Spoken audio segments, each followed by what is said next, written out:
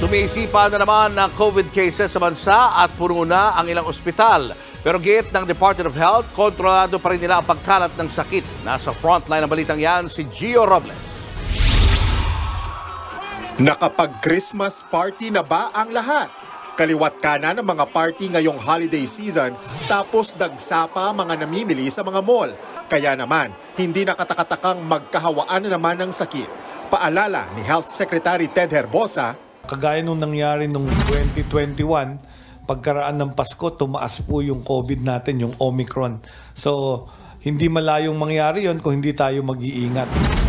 Sa datos ng DOH nitong December 12 hanggang 18, tumaas sa 2,725 ang mga bagong kaso ng COVID-19.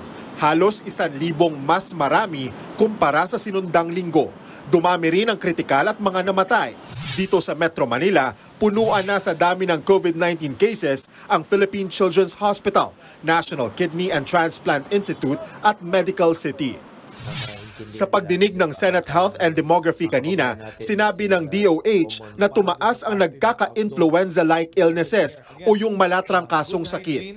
Pero paglilinaw ng ahensya, kontrolado nila ang sitwasyon. Tumataas ang kaso dahil maraming nasa labas ngayong holiday season. There is now a better surveillance system because we've learned lessons from the COVID-19 experience. And there are already restrictions which have been lifted. So we don't wear masks anymore.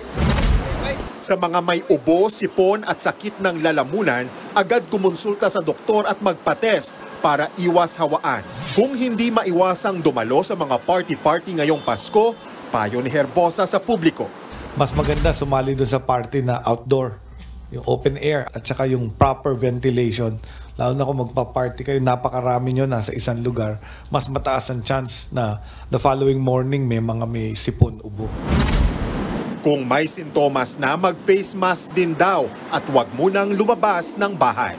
Nagbabalita mula sa Frontline, Gio Robles, News 5. Mga kapatid, Julius Babaw po. Huwag maging huli at maging una sa lahat ng balitaan. Para sa tuloy-tuloy na talakayan sa Frontline, mag-follow at mag-subscribe sa social media pages ng News 5.